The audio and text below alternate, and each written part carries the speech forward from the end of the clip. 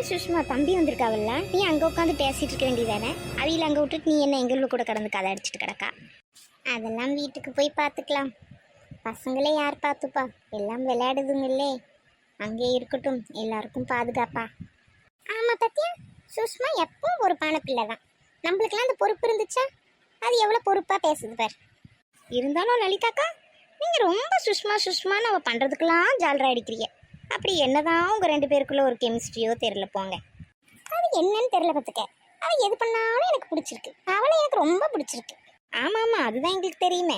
பிடிச்சதுனால தானே கட்டின புருஷனை அடிச்சோம் அவளை சும்மா வச்சிருக்கீங்க நீங்கள்.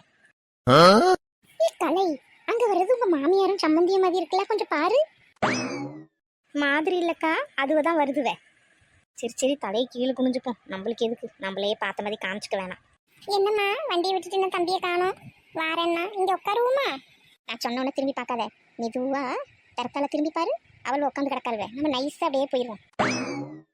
நம்ம எதுக்கு போனோங்க அவளுக்கு கோசம் பயந்துக்கிட்டு? நம்ம இங்கே உட்காருவோம். நீ சும்மா அப்படி பண்ணுறதுனால தாம்மா அவள் உன் தலைக்கு மேலே ஏறிக்கிட்டே போறா. கொஞ்சமாச்சும் அவளுக்கு கவலை இருக்கா பாரு. புருஷன் வீட்டை விட்டுட்டு வந்து இப்படி அக்கா வீட்டில் கிடக்கமே அவள் இஷ்டத்துக்கு ஊர் சுட்டு திரியா?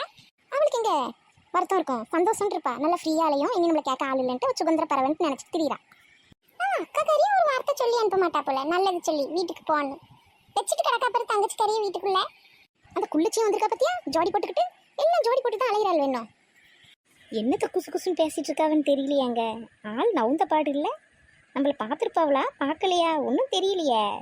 பிள்ளைங்க என்ன பண்ணுறதுன்னு தெரியல. ஒரு எட்டு பார்த்துட்டு வந்துருக்கோ. அத்தை எப்படி இருக்கியே? ஏமா நல்லா இருக்கியா பூமா? இருக்கோம். என்ன எல்லாம் ஒன்றா வந்துட்டே போல பீச்சுக்கு கொண்டாட்டத்துக்கு? அப்பெல்லாம் ஒன்றும் இல்லத்தே, ஓட்டு போட்டு வந்தோம். சரி இன்னைக்கு லீவ் தானே, பிள்ளைகளெல்லாம் கூட்டிட்டு பீச்சுக்கு போகணும்னு வந்தோம். அப்புறம் கலையை வந்து கூப்பிடுவோம்ல. கொழுந்த ஒரு வார்த்தை ஃபோன் கூட பண்ணலையாத்த. எப்படி கூப்பிடுவான்? வீட்டுக்கு வந்திருக்கா, பக்கத்து வீட்டில் வந்து பேசிட்டு போகிறான் தங்கச்சிக்காரி. கூப்பிட அத்தனை ஒரு மரியாதை இல்லாமல் அவள் பாட்டுக்கு போயிட்டு கிடக்கா. ஓட்டு போட வந்தாலே வீட்டுக்கு வர வேண்டியதானே பொம்பளை. இப்படி இருப்பாளுக்கும் பொம்பளை திமிர் பிடிச்சி.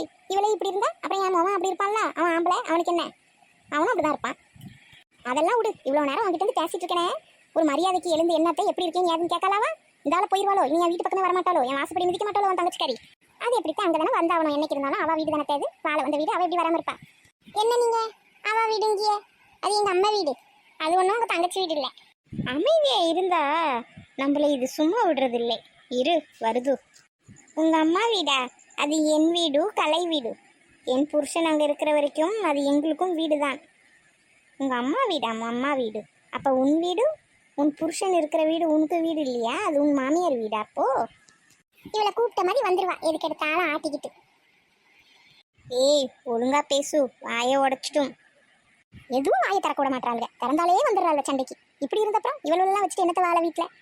உன் வாய்க்கு எங்கள் மாதிரி வாய் இருந்தால் தான் பொழைக்க முடியும். இல்லைன்னா நாங்கள் எல்லாம் வீட்டோட வந்து உட்கார வேண்டியது தான், தெரிஞ்சுக்கோ. உடைப்படி உடைப்ப, நீ வாயை உடைக்கிற வரைக்கும் என் கையை நல்லா பூவா பறிச்சுட்டு இருப்பான். ஐயோ இப்படி சண்டை போட்டுட்டு கிடக்காவில எல்லாரும். சுஷ்மா கொஞ்சம் கம்முன்னு இரு, பயமால இருக்கு. எங்கே போய் முடிய போதோ தெரியல இந்த சண்டை.